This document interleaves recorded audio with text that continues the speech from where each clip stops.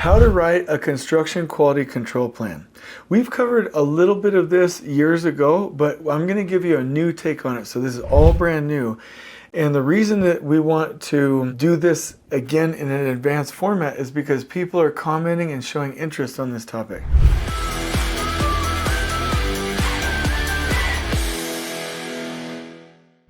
So what is a quality control plan, or how do you write one for construction? And this is important to me because I really want to anchor back to a book that I read recently called Insanely Simple. The way you want to write a construction quality control plan, or the way you want to engage with it, is to have it in a format where people will actually implement. Don't care what we know, care what we implement. Knowledge is not power, knowledge in action is power, right? We've got to implement. Practice makes permanent. I have seen quality control plans that are a single page. In fact, that's one of my favorites, and we have one that we'll link to you in the description below where it says the buyout process, pre-mobilization meeting, your pre-construction or preparatory meeting, first in place inspection, follow-up inspection, final inspection, all of those. It has the meeting, the timeline on the top, and then the bullet list. Done. I've also seen it to where it's a little bit more expanded, where you have the single page, but you also have the meeting agenda templates. I've also seen it where maybe there's just a little bit of an outline and a little bit of onboarding in the manual. And then I've seen it where there's actually a work package that you create. What I've also seen that I don't like is like this big 50, 60 page all Word document. Nobody is going to read that. And even if you have to make it, and that's a requirement, that's fine, but we also have to have deliverables and artifacts that the team can use to actually implement on site. So let me cover this right now and give you first some misconceptions and then some advice. So let me go over some misconceptions. The QC plan is just paperwork for the owner. That is a misconception. I realized it was funny. We did a pretty decent job of this at the Bioscience Research Laboratory where I was a project superintendent. Then when I was promoted to general superintendent over a pharmacy project, I remember we took this, it was kind of an extensive quality plan, and then found out how to really distill it down into an actionable plan. And let me just kind of skip to the end just a little bit. Here's basically what it was. We realized that if in our weekly team meetings, we tracked the different steps on a list. We called it a point of release chart, where it was like, okay, we need that scope. It's through buyout into an executed contract. They are compliant. Pre-mobilization meeting, submittals delivered, all remaining information delivered, mock-up complete, preparatory meeting prepared, preparatory meeting held, crews ready to go with visual, and first in place inspection held.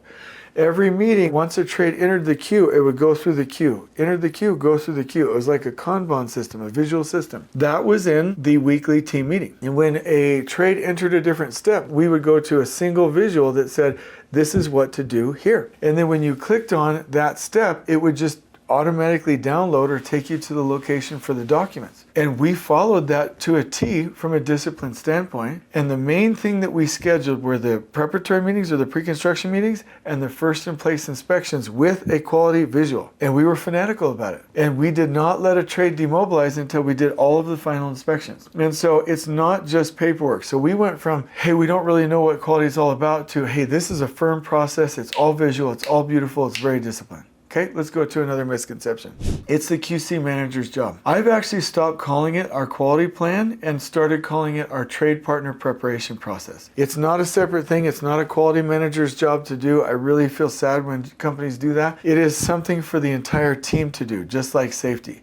If you have a quality manager, I'm going to give you the moving walkway analogy. Some people, and I just got off the plane at the Salt Lake City airport and I love them. However, I don't approve of this behavior. Some people get on the moving walkway and they stand there, and now they're going slower than if they were walking. But if you're on a moving walkway and you're actually walking, now you're going twice as fast.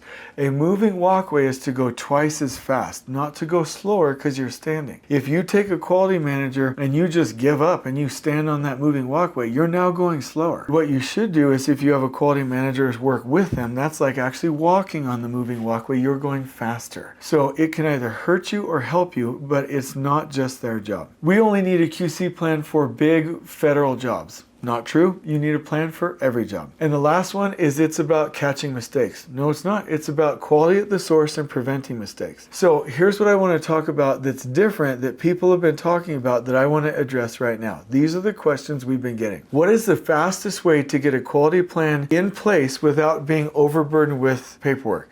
This is an amazing answer. I hope you love it so much that you like the video and you subscribe to the channel. In the description below, download the single pager, and then this is what you do. In your production plan, you mark the trigger times when you do the pre-mobilization and pre-construction meeting and first in place, and you're automatically triggered to host the meeting. You anchor back to the visual for what to do, and you hold it as a discipline, and you don't start work until you have a single quality visual that the crew can use to install. How detailed does the plan need to be for small to mid-sized commercial jobs? We get asked this all the time. Again, I think it can literally be your production plan with a single page with the meeting agendas. If you want to take it a little bit further, you could also have the work package format for what you want the crews to use to install. I'm thinking couple pages max, one large visual on the wall. Who should review or approve my QC plan before I start? The owner needs to be bought in so you're aligned, but it's mainly the owner and inspector, and then your project delivery team, so that everybody can see as a group, know as a group, and act as a group. The key is that you're all doing it together. How do I balance production speed and quality without losing one another? Actually, they're tied together. This whole trinity of cost, schedule, quality is actually not a thing. It's actually the better you prepare and plan for the project for a quality product, the faster you'll go and the better your production is. And so you're going to create a full kit for your activity to keep production. That full kit also helps you build it from a quality standpoint. The number one word that helps you to go fast starts with a Q, and it's quality. Because if we barely have time to build it right the first time, we don't have time to build it twice. So you're actually accomplishing both, and there is no fight between the two. If you have pre-construction meetings and you properly plan your activities with full kit, you're going to get production and quality at the same time. How do I get the field team to actually implement with quality? This is simple. I'll just tell you. Nobody gets a choice about coming to the pre-con meetings. Nobody gets a choice about doing the first in place inspection in their first zone. And every time you hand off a zone, the superintendent and the foreman meet and you punch it out as you go. It is that simple. Quality is about knowing the expectations and making sure they happen. We do not have to make this super complex. Did you attend the pre-con meeting? In the first zone, before you leave that zone, did we inspect it per the visual we created in the pre-con meeting? And then every time you hand off a zone in your TAC production system, did the super and the foreman walk to punch it out? That's quality. That's it right there. Everything else, which is fine for you to do, is all observations and documentation. It's fine. But that at its heart is quality. Does the crew know the expectations, and are they implementing per the expectations? And the last one, number 6, is can I reuse old parts of a quality control plan? Sure, but what you can't do is just pull in garbage to check a box. Whatever you do for a quality control plan has got to be real. And so in the description below, I'm going to link you to a Miro board. I'm going to link you to our documents, to a work package, anything I can send your way. And if you have any questions, please put them in the comments below. I respond to each of those personally, and I really wish you the best of luck with this. I hope you enjoyed this video. On we go.